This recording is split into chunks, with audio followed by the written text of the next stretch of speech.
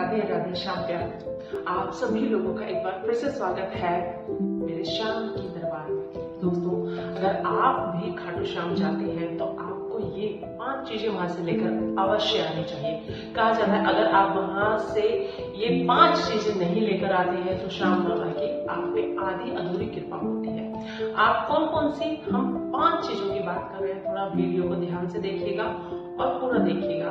आप शायद मेरी वीडियो को देखकर सोच रहे होंगे, अरे यार ये तो अभी इन्होंने बताया था फिर दोबारा से बताने लगे। तो मैं आपको ये सब चीजें इसलिए बता रही हूँ जिससे कि आप भूले ना और जाए तो इन कामों को अवश्य करके आए।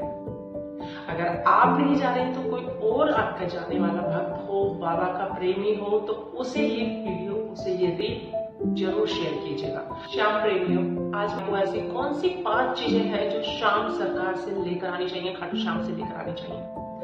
सबसे पहले, अगर कुछ लोग ऐसे भी हैं जो बोलते हैं कि हमारी अरदास नहीं लग रही है, या हमने बहुत बार अरदास लगा ली है, या हमारी अरदास नहीं लगी है, या हमारी अरदास कबूल नहीं होती है, स्वीकार नहीं कर रहे हैं बाबा, तो आप लोगों को घबराने की जरूरत नहीं है, क्योंकि अरदास के लिए भी मैंने एक वीडियो आप लोगों के लिए बनाई है। उस वीडियो पे जाइए, लिंक मैं आपको इस वीडियो में शेयर कर रही हूँ, उस लिंक पे जाइए और वीडियो को जरूर देखिएगा। मेरे श्याम प्रेमियों, मैं आपसे सिर्फ इतना ही बोलूंगी कि आप बाबा के दरबार में जब भी जाते हैं तो पूरे मन और श्रद्धा और पूरे सच्चे भाव से जाइए, और वहां पे जाकर के आप जिस भी रूप में किसी की सेवा करना चाहते हैं आप सेवा कीजिए।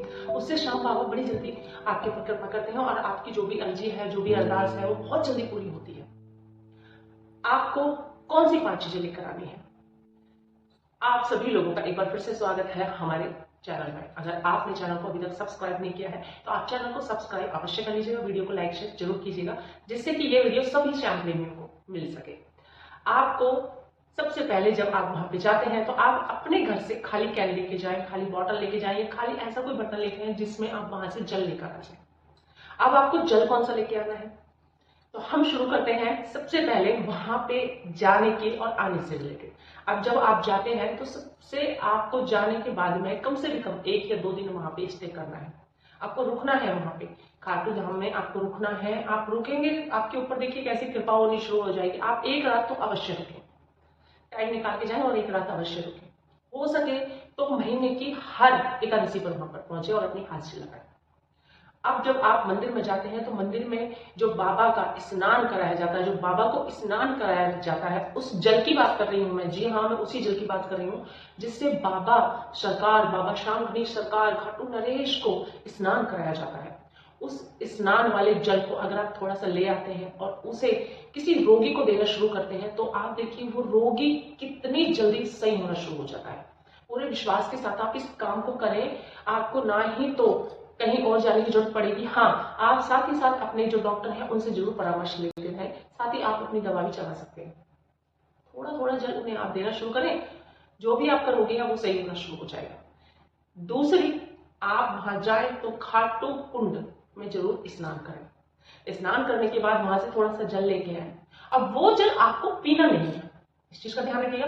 वो जल आपको ग्रहण नहीं करना है। उस जल को क्या करना है, उस जल को आप लेके आइए, आपको वो किसी कैन में भर के लेके आना है और उसे स्टोर करके रख लेना है अपने घर में।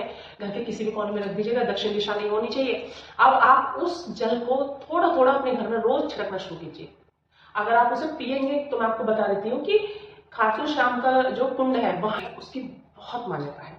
कहा जाता है कि वहां पे शीश के दाने का शीश गिरा था और वह जल भरा जाता है और फिर वो अपने आप जल धरती सोख लेती है, फिर दोबारा से उसमें जल भरा जाता है।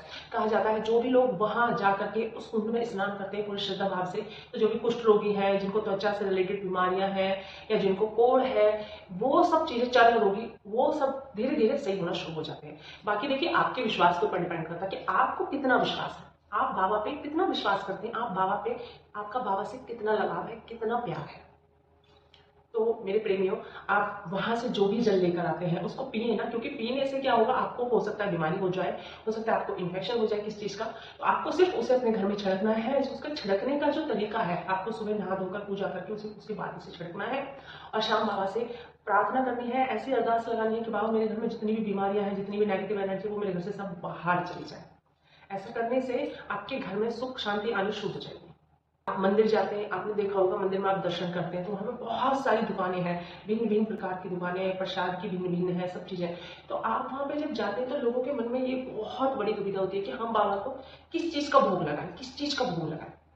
लोग भिन्न भिन्न मिठाइयाँ होती हैं, लड्डू होते हैं, देखिए वो आपके ऊपर है, श्रद्धा आपकी या भाव आपका, आप क्या चढ़ाना चाहते हैं, कैसे बाबा को मनाना चाहते हैं। ठीक है, गले का जो चुंदड़ी होती है या जिसे हम पटका बोल देते हैं या जिसे हम दुपट्टा बोल देते हैं, वो जरूर लेके आना है। हाँ, कुछ लोग ये बोलते हैं कि भाई वहाँ पे रखी हुई चीजों को हम कैसे लेके आ सकते हैं। देखिए लोग निशान लेके जाते हैं, निशान चढ़ाते हैं, इतना पैदल चल के जाते हैं 17 किलोमीटर 16 किलोमीटर, फिर उसे वो वहां पे चढ़ा देते हैं। कुछ लोग नहीं चढ़ा करते, कुछ लोग बस बाबा को चढ़ाते हैं और अपना लेके घर आ जाते हैं। तो क्योंकि वो आपकी श्रद्धा है, आप उसे लेके आते हैं। आप जब लेके आ रहे हैं निशान को, तो अपने घर के ऊपर लगाइए, अपनी छत पे, कि ये बाबा का घर है और इस पर किसी भी प्रकार की जो भी मतलब कि नेगेटिव एनर्जी है, जो भी संकट आने वाला था, वो झंडा जो उनका बाबा का निशान है वो वहीं समय दूर में काट देगा, ऊपर ही, आपके घर में प्रवेश नहीं करने देगा। सबसे मेन और अहम, आप जाते समय और आते समय ध्यान रखिएगा कि आपको एक गुलाब का फूल जरूर लेकर आना है। आप बाबा को दें और एक गुलाब का फूल अपने लिए अपने घर में लेके आ जाए। ऐसा करने से आपके घर में प्रसन्नता, खुशियां बनी रहेंगी, मधुरता बनी रहेगी, लोगों के बीच प्रेम बना रहेगा, प्रेम भाव हमेशा जिंदा रहेगा, क्योंकि ये बाबा का आशीर्वाद है। आपको ये काम अवश्य करना है। जब आप वहां से आए तो खाटू श्याम से जब बाहर निकलते हैं, यानी कि जब आप मंदिर से बाहर निकलते हैं, तो आप गए तो आप थोड़ी सी मिट्टी, ज्यादा नहीं लानी, थोड़ी सी मिट्टी लेके आइएगा। खाटू श्याम की मिट्टी आपको जरूर लेके आनी है। कहा जाता है अगर किसी धाम की आप मिट्टी लेकर आ रहे हैं तो आपके घर में कोई ऐसा काम नहीं है जो रुक जाए, कोई ऐसी चीज नहीं है कि जो अनिष्टता में बदल जाए। तो आपको लेके आना है, आपको थोड़ा सा मिट्टी लेके आना है और ला करके आपको अपनी तुलसी में चारों तरफ से रख देना और फिर उसकी वहां पर सेवा करनी है। आप मानिए जो श्याम बाबा आपके घर के बाहर है या आपके घर के आंगन में है, जो श्याम बाबा धाम, खाटू श्याम की धाम की जो वो मिट्टी है, वो आपके लिए एक कवच का काम करेगी। आपके घर में किसी तरह की कोई भी परेशानी नहीं होगी, होगी तो बहुत छोटे रूप में होगी, बड़े रूप में नहीं होगी।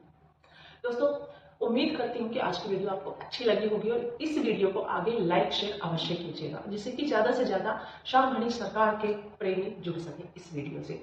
आज के लिए इतना ही, दोबारा से मिलूंगी कुछ अच्छा सा लेकर के, श्याम बाबा से जुड़ी हुई कुछ नई चीजें बताऊंगी आपको। तब तक के लिए जय श्याम सरकार की, जय श्री राधे। श्याम प्रेमी है तो आप कमेंट्स करके मुझे जरूर सपोर्ट करेंगे और अपनी हाजिरी जरूर लगाएंगे।